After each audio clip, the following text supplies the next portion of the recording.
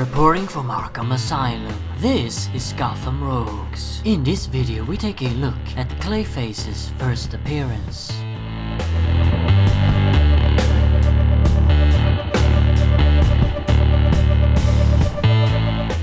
Clayface was introduced in Detective Comics number 40, published in 1940. The story was done by Bill Finger and Bob Kane, and like many other stories at the time, it had no title. In it, Bruce Wayne's fiancée Julie Madison has begun a career as a movie star. Working at Argus Pictures, she's acting in their latest horror film, Dread Castle, a remake of an earlier picture which starred Basil Karlo as the film's monster, the Terror. Karlo had a long and successful career acting in horror movies, but that eventually came to an end as he was involved in a string of highly publicized scandals. One day Bruce decides to visit Julie at work and discovers that the set of Dread Castle is filled with arguments and seeps of animosity between the cast and crew. Soon murders begin to happen at the hands of a mysterious character dressed up as Clayface, one of Basil Karlo's old film roles. Of course, we all know now that the culprit is Karlo himself, who couldn't stand that a remake of his greatest picture was being made.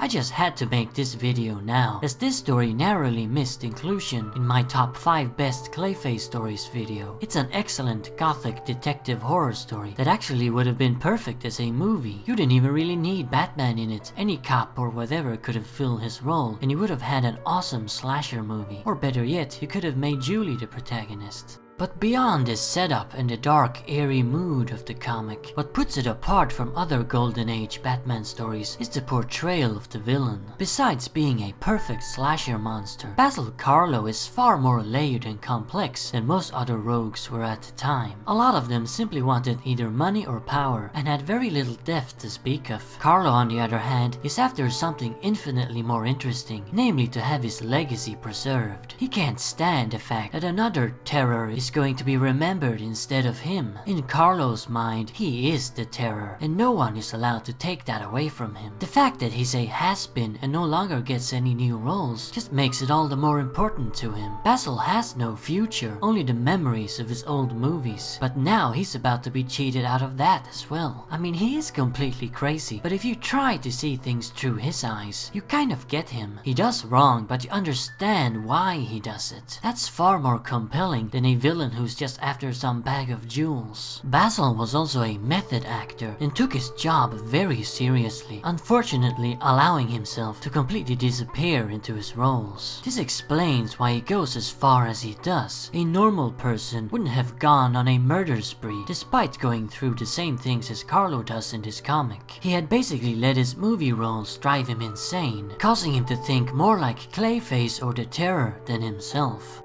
What's also really cool about this story is how it deals with show business, Hollywood and horror movie remakes, which was barely even a thing back in 1940. I'd say that this comic is probably even more interesting now than when it was published, what with all the horror remakes we get these days. I also like that Julie Madison's included in the actual plot relating to the villain, as opposed to being simply a side thing for Bruce. As for the artwork, there ain't much to say. It's your usual stiff, crammed together Bob Kane style. There are a few nice airy panels though, and you can tell that Kane was sort of going for a dark horror vibe. In conclusion, this is an excellent little tale that I would really like to see adapted somehow, either in live action or animation. I actually kind of miss this Basil Karlo, and we never got much of him. I mean this regular human Karlo without clay powers. I wish DC had done more with this version before turning him into a shapeshifter. So there you have it, that's Clayface's first appearance. Remember, Arkham Asylum awaits you in the next video.